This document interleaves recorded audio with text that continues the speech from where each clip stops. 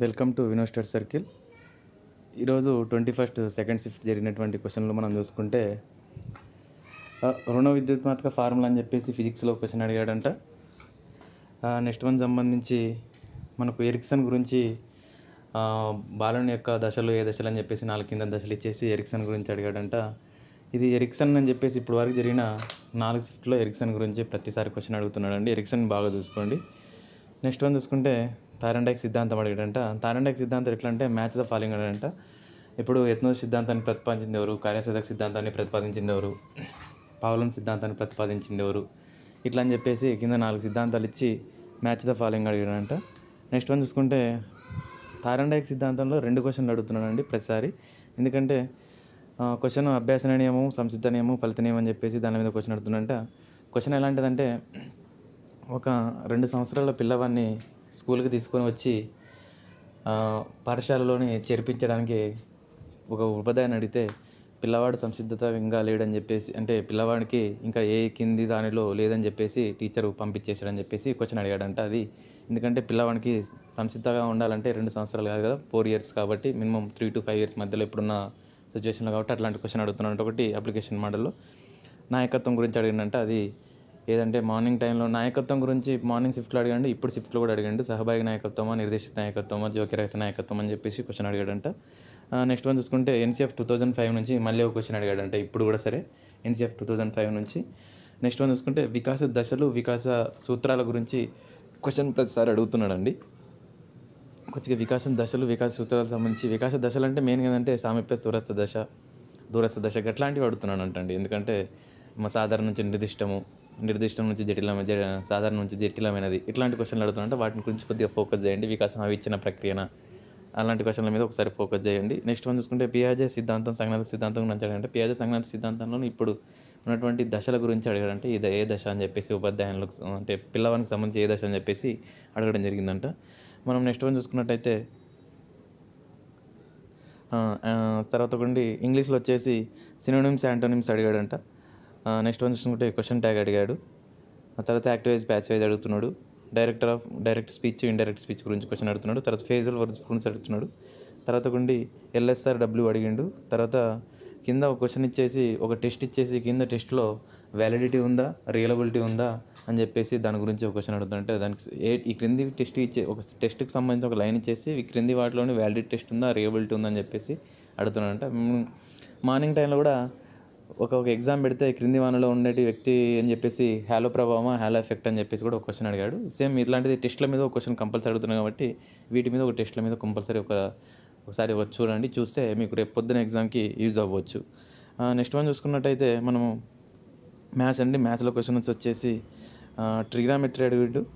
ఆ తర్వాత ట్రిగ్నామెట్రీలోని సంబంధించి సేమ్ ఇదండి ఊర్ధ్వ కోణము చెప్పేసి ఒక గట్టు నుంచి పిల్లవాడు చూస్తే ఎలా ఉంటుందని చెప్పేసి ఆ కోణాలు ఎంత అడుగుతున్నాడంట. తర్వాత కొన్ని కాస్టేటా బై సైన్ టీటా అని చెప్పేసి వాటికి సంబంధించిన లెక్కలు అడుగుతున్నాడంట. బేసిక్ 10th క్లాస్లోని ఫస్ట్ 2 చాప్టర్లు చూసుకుంటే సరిపోతుంది అని చెప్పేసి చెప్పినారు దాంట్లో సంబంధించి. నెక్స్ట్ వన్ చూసుకుంటే జామెట్రీ నుంచి క్వశ్చన్ అడుగుతుంటే జామెట్రీ నుంచి ఎట్లాంటి క్వశ్చన్లు అంటే దీంట్లో మనకు ఫార్ములా బేస్డ్ సంబంధించినవి కాకుండా జామెట్రీ లోపల మనకు ప్రాపర్టీస్ సంబంధించినట్టు అడుగుతున్నాను అంటండి. జామెట్రీ ఫర్ ఎగ్జాంపుల్ అంటే వృత్తం ప్రాపర్టీస్, చతురస్రం యొక్క ప్రాపర్టీస్, తర్వాత దీర్ఘచతురస్రం ప్రాపర్టీస్, సమలంబ చతుర్భుజం ప్రాపర్టీస్ ఇట్లా క్వశ్చన్స్ అడుగుతున్నాడంట. సో కాబట్టి వాటిని కొద్దిగా ప్రాపర్టీస్ చూసుకోండి దానివి. నెక్స్ట్ వన్ చూసుకుంటే సగటు గురించి ఒక క్వశ్చన్ అడిగినంట. నెక్స్ట్ వన్ చూసుకుంటే సమితులు అడిగినాడండి. సమితులు ఎలా అంటే ఒక 20 మంది కాఫీ తాగితే 15 మంది టీ తాగుతున్నారు. దీంట్లో కాఫీ టీ తాగని వారు ఎంతమంది చెప్పేసి సమితుల గురించి ఒక క్వశ్చన్ అంటే మార్నింగ్ సీజన్లో కూడా సమితుల గురించి ఒక క్వశ్చన్ అడిగాడండి. ఆ క్వశ్చన్ కూడా ఒకసారి సమితుల గురించి ఒక క్వశ్చన్ చూసుకోండి. తర్వాత ఉండి మధ్యగతం బహుళకం క్వశ్చన్ గురించి మార్నింగ్ సీజన్లో అడిగాడు, ఇప్పుడు సీజన్లో అడిగాడు, నిన్న సీజన్లో కూడా మధ్యగతం బహుళకం మీద క్వశ్చన్స్ అడుగుతున్నాడు. సో ఈరోజు ఇప్పుడు మళ్ళీ నెంబర్ సిస్టమ్ మీద ఒక క్వశ్చన్ అడిగాడంట. ఒక క్వశ్చన్ ఇచ్చి సింప్లిఫికేషన్ చేయమన్నాడంట నెంబర్ సిస్టమ్కి సంబంధించి. నెక్స్ట్ వన్ చూసుకుంటే 6277 అయితే కనిష్ట భాగం గురించే సంఖ్య ఏదని అంటే కనిష్టంగా భాగించాలని అంటే ఏదని చెప్పేసి క్వశ్చన్ అడగంటండి. అదొకటి చూసుకోండి. తర్వాత ఉండి వాస్తవ సంఖ్యలు చెప్పడానికి ఇది మెథడ్లో వచ్చేసి వాస్తవ సంఖ్యలు చెప్పడానికి ఏ పద్ధతి ఉపయోగిస్తామని చెప్పేసి మెథడ్లో అడిగాడంట. తర్వాత ఉండి క్లాస్ రూమ్ బెస్ట్ బోధన ఉపకరణం ఏదని చెప్పేసి క్వశ్చన్ అడంట మెథడ్లో. నెక్స్ట్ వన్ చూసుకుంటే ప్రశ్నావళి చెక్ లిస్ట్ అని చెప్పేసి క్వశ్చన్ అడంట. దీంట్లో మెథడ్లో వచ్చేసి ప్రశ్నావళి చెక్ లిస్ట్ అంటే ఎలా అంటే పిల్లవానికి ఒకటి ఇచ్చేసి కింద అంటే మన స్కూల్ యొక్క మన అభిప్రాయాలు ఏదంటే కింద ఏం చెప్తామని చెప్పేసి మనం కింద టీచర్ అడుగుతూ ఉన్నప్పుడు వానికి సంబంధించి మనం ప్రశ్నావళిని ఉపయోగిస్తామా, చెక్ లిస్ట్ ఉపయోగిస్తామా అని చెప్పేసి రేటింగ్ స్కేల్ సంబంధించిన దాంట్లో ఒక క్వశ్చన్ అడుగుతున్నాడంట. దాంట్లో గురించి సంబంధించి ఒక క్వశ్చన్ చూడండి. ఇంకోటి ఈ టీచింగ్ లెర్నింగ్ మెటీరియల్ నుంచి కంపల్సరీ ఒక క్వశ్చన్ అడుగుతున్నాడు కాబట్టి టీచింగ్ లెర్నింగ్ మెటీరియల్లో ఒక క్వశ్చన్ చూసుకోండి. ఆ teaching learning materials important. Next one చూసుకుంటే మెథడ్లో కూడా ఒక క్వశ్చన్ అడిగాడండి. మెథడ్స్లో ఎలాంటివంటే ఇప్పుడు మనవి సైంటిఫిక్ మెథడ్స్ ఇవి ఉన్నాయి కదా, వాటి మెథడ్కి సంబంధించిన ఇంకోటి అకాడమిక్ స్టాండర్డ్స్ నుంచి కూడా క్వశ్చన్స్ అడుగుతున్నాడు. ఒకసారి అకాడమిక్ స్టాండర్డ్స్ కూడా క్వశ్చన్లో చూడండి.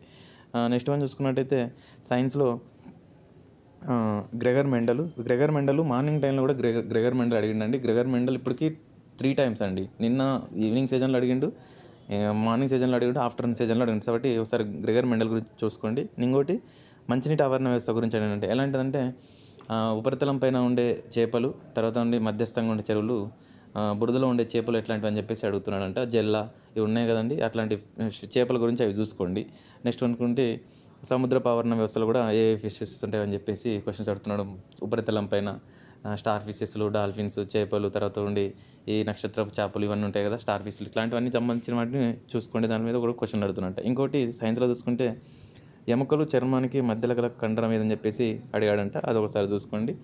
నెక్స్ట్ వన్ చూసుకుంటే బయట నుంచి వచ్చే శబ్ద తరంగాలు మెదడుకి పంపించే నాళాలు ఏవని చెప్పేసి అడగడం జరిగిందంట. ఇంకోటి కెమిస్ట్రీలో చూసుకుంటే ఇంటి లోపల పైబంధము, సిగ్మా బంధం బాండ్స్ ఎన్ని ఉంటాయని చెప్పేసి అడిగినాడంట. అదొకసారి చూసుకోండి. నెక్స్ట్ వన్ చూసుకుంటే సౌర కుటుంబంలో దీర్ఘవృత్తార కక్షలో తిరిగేవి ఏమని చెప్పేసి అడిగాడంట. అంటే దీర్ఘవృత్తాకార కక్షలు తిరుగుతాయి, నక్షత్రాలు తిరుగుతాయి, ఉల్కలు తిరుగుతున్నాయా లేకుంటే గ్రహాలు తిరుగుతున్నాయని చెప్పేసి అడిగాడంట. మార్నింగ్ సీజన్లో వచ్చేసి ఎలాంటి క్వశ్చన్ అడిగాడంటే సౌర కుటుంబంలోని వలయాలు ఉన్న గ్రహం ఏదైనా అడిగిండు. దా గ్రహంలో ఆప్షన్స్ ఇచ్చేసి భూమిన, అంగారకుడ, గురుడా అని చెప్పేసి, శనిని అని చెప్పేసి ఆప్షన్స్ ఇచ్చాడు. దానికి అంగారకుడ వచ్చేస్తుందండి ఆ క్వశ్చన్కి. నెక్స్ట్ వన్ చూసుకున్నట్టయితే మనము తర్వాత కొన్ని తెలుగులో వచ్చేసి తెలుగులో క్వశ్చన్స్ ఎట్లాంటి క్వశ్చన్స్ అడిగాడంటే మనకు గుణసంధి, సమాపక క్రియలు అడిగాడంటే కింద ఇది గుణసంధి అని చెప్పేసి ఒక పద్యంలో ఇచ్చి పద్యంలో ఏ సంధి అని చెప్పేసి గుణసంధిన లేకుంటే సవర్ణ దీర్ఘ సంధిన అని చెప్పేసి సంధుల గురించి అడుగుతున్నాడంట.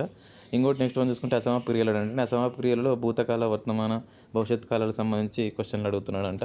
అంటే ఒక కింద ఒక పాయింట్ ఆఫ్ ఇచ్చి ఒక లెటర్ ఇచ్చేది వానలు కురిస్తే పంటలు పండుతాయి, వానలు కురిసి పంటలు పండినవి, ఇట్లాంటి క్వశ్చన్లు అంటే అది ఏ కాలానికి సంబంధించి అని చెప్పేసి క్వశ్చన్ అడుగుతున్నట్ట. భూతకాలమా, వర్తమాన కాలమా, భవిష్యత్ కాలం అని చెప్పేసి ఇట్లాంటిది ఒక క్వశ్చన్స్ అడుగుతున్నాడంట. ఒకసారి చూసుకోండి అసలు దానిలో క్రియలకు సంబంధించి. నెక్స్ట్ వన్ అండి అలంకారంలో యమక అలంకారం. అలంకారంలో మోస్ట్లీగా ఏమడుతున్నాడంటే వృత్తానుప్రాస అలంకారం, చేకానుప్రాస అలంకారం, యమక అలంకారం, వీటి గురించి అతిశయోక్తి అలంకారాలు ఇట్లాంటి క్వశ్చన్లు అడుగుతున్నాడు. అంటే మార్నింగ్ అతిశయోక్తి అలంకారం కూడా అడిగాడు సార్ అని చెప్పేసి మనకు చెప్పడం జరిగింది. నెక్స్ట్ వన్ చూసుకుంటే ఒక రచయిత తెలుగు మెత్తడు త్రిభాష సూత్రాన్ని అంటే ఒక రచయితలో మెత్తడు తెలుగు మెత్తడు త్రిభాష సూత్రము ప్రతిపాదించిన వాళ్ళు ఎవరని చెప్పేసి అడిగారంట. తెలుగు మెత్తడ్లో త్రిభాష సూత్రాన్ని రూపొందించిన వారు ఎవరని చెప్పేసి ఒక రచయిత అడిగానంట.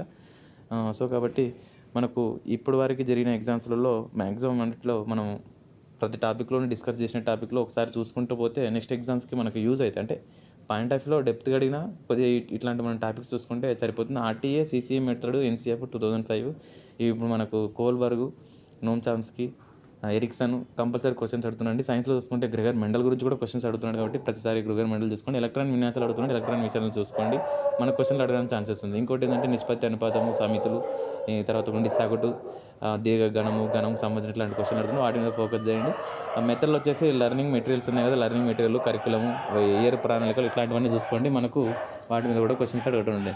సో కాబట్టి మన వీడియోస్ని మనం మిగతావి కూడా మనకు సంబంధించిన క్వశ్చన్ పేపర్స్లో కూడా మనం ఎక్స్ప్లెయిన్ చేసాము. ప్రీవియస్ క్వశ్చన్ పేపర్స్ కూడా సరే మెథడ్ పేపర్ 1 కూడా సంబంధించి దీంట్లో మనకు నెక్స్ట్ వచ్చే క్వశ్చన్స్ కూడా మనం ఎక్స్ప్లెయిన్ చేస్తాము. మన వీడియో నాకు లైక్ చేసి సబ్స్క్రైబ్ చేసుకోండి, షేర్ చేసేసుకోండి. ప్రతి మినిట్ ప్రతి ఎవ్రీ ఎగ్జామ్కి మనం అప్లోడ్ చేస్తూనే ఉంటాము. పేపర్ 1కి సంబంధించి సోషల్ వాళ్ళకు కూడా సంబంధించి కూడా మనము క్వశ్చన్స్ చేస్తామండి. ఎగ్జామ్ అయిపోయిన తర్వాత ఏమేమి క్వశ్చన్స్ వస్తున్నామని. అందరికీ ఇంకోటి ఏంటంటే మనం స్పెసిఫిక్గా ఎక్కువ కాకుండా కొన్ని సంబంధించిన క్వశ్చన్స్ చూసుకుంటూ ముందుకు వెళ్ళిపోతే సరిపోతుందండి. అందరికీ thank you so much. Next exam వాళ్ళకి ఆల్ ది బెస్ట్ అండి.